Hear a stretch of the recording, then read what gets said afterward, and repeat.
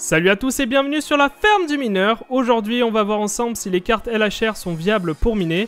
On va voir si c'est un bon investissement ou pas du tout. On voit ça tout de suite.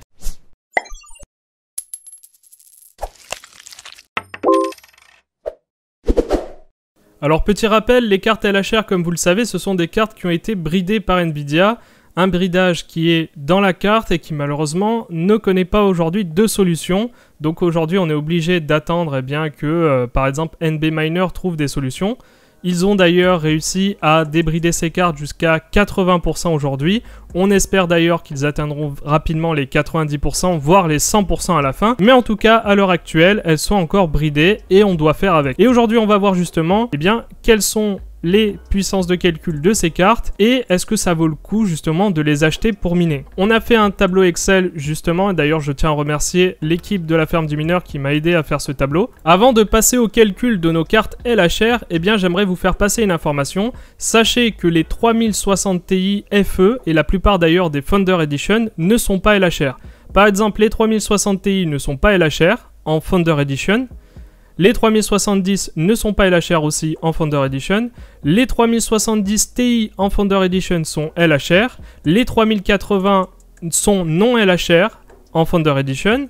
Les 3080 Ti sont LHR en Founder Edition. Et les 3090 sont non LHR en Founder Edition. Mais elles sont aussi non LHR en version custom, comme vous pouvez le voir ici. Donc, ce qu'il faut prendre en compte, c'est que la majorité des cartes Founder Edition, donc vous savez, les cartes Founder Edition, c'est celles produites directement par Nvidia.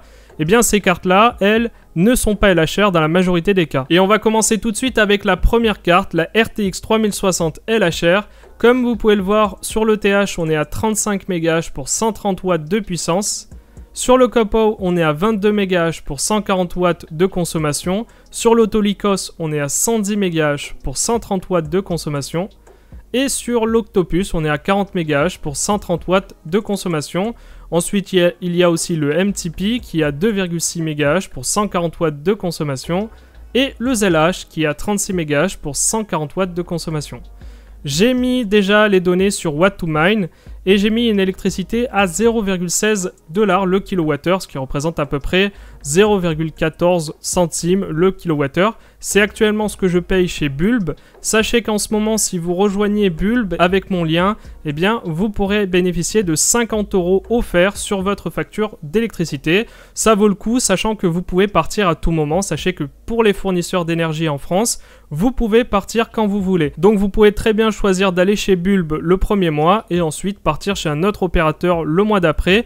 Vous ne payerez aucun frais car en France on est justement protégé à ce niveau-là. Par contre, si vous souhaitez utiliser le lien, je le dis parce que certains malheureusement se sont trompés, si vous utilisez le lien, le jour où vous utilisez le lien, vous cliquez dessus pour bien être enregistré et vous faites toutes les démarches jusqu'au bout pour pouvoir avoir les 50 € offerts. Ou sinon malheureusement vous ne serez pas comptabilisé. Voilà, je tiens à le dire, c'est une petite parenthèse. Maintenant, on va passer au calcul. Donc en ce qui concerne la rentabilité, vous êtes actuellement à 2,46 $ net par jour sur du Ravencoin et 2,45 $ net sur de l'Ethereum. Ça représente à peu près 2,08 €. C'est une carte que vous trouverez facilement aux alentours de 600 € à peu près. Et cette carte, vous la rentabiliserez en à peu près 10 mois. En 10 mois, vous aurez atteint votre retour sur investissement par carte. Évidemment, il faut prendre en compte aussi le coût de votre rig global, mais on va dire que le coût par carte, lui, sera rentabilisé en 10 mois à peu près. Passons maintenant à la RTX 3060 Ti LHR. Sur le TH, on est à 40,5 MHz pour 120 watts de puissance. Sur le Copo, 29 MHz pour 120 watts de puissance. Sur l'Autolycos, on est à 120 MHz pour 120 watts de puissance. Pour l'Octopus, on est à 48 MHz pour 170 watts de puissance. Pour le MTP, on est à 3,9 MHz pour 190 watts de puissance. Et pour le ZLH, on est à 54,5 MHz pour 190 watts de puissance. En termes de rentabilité journalière, sur le Copo, on est à 3,53 $ net. Sur le Firo, on est à 3,23 $ net. Et sur l'Ethereum, on est à 3,34 $ net. 3,53 $ représente à peu près 3 € par jour. La RTX 3060 Ti se trouve aux alentours de 700 €, on va arrondir, on va dire à peu près 700 €. Donc c'est une carte que vous rentabiliserez en à peu près 7 mois. À titre de comparaison, la RTX 3060 Ti non LHR vous rapportera 5,23$ net par jour. Après, il faut savoir que c'est une carte que vous aurez des difficultés à trouver. La plupart du temps, sur les sites, elles sont LHR. Et si vous en trouvez des non LHR, c'est souvent des Founder Edition. Malheureusement, elles sont limitées en stock. Donc, c'est une carte que vous trouverez souvent d'occasion aux alentours de 800€. La RTX 3060 Ti vous rapportera à peu près 4,42€ net par jour. Donc même à 800€, c'est une carte que vous rentabiliserez en à peine 6 mois. Maintenant pour la RTX 3070 LHR, eh bien sur l'ETH, on est à 41 MHz pour 125 watts de puissance. Sur le Copo, on est à 29,5 MHz pour 120 watts de puissance. Sur l'Autolycos, on est à 154 MHz pour 120 watts de puissance. Sur l'Octopus, on est à 47 MHz pour 120 watts de puissance. Sur le MTP, donc le Firo, on est à 4 MHz pour 180 watts de puissance. Et enfin sur le ZLH, on est à 57 MHz pour 180 watts de puissance. Concernant la rentabilité, on est plus rentable actuellement sur du Ravencoin avec 3,60$ net par jour, suivi par l'Ergo qui est à égalité à 3,60$ net par jour. Et derrière le Firo avec 3,34$ net par jour. Ce qui nous fait une rentabilité journalière d'à peu près 3,04€. La RTX 3070 est une carte que vous trouverez aux alentours de 800€, 800-900€ à peu près. On va dire qu'en moyenne, vous la trouverez aux alentours de 850€. Donc c'est une carte que vous rentabiliserez à peu près entre 9 et 12 mois. À titre de comparaison, la RTX 3070 non LHR vous rapportera à peu près 5,22$ net par jour. C'est une carte que vous trouverez aux alentours de 800 à 900€. Majoritairement, pour les non LHR, ça sera encore une fois de la Founder Edition. Et c'est une carte que vous rentabiliserez en à peu près 6-7 mois à peu près. Et on passe maintenant à la RTX 3070 Ti. Et vous allez voir que cette carte est extrêmement énergivore.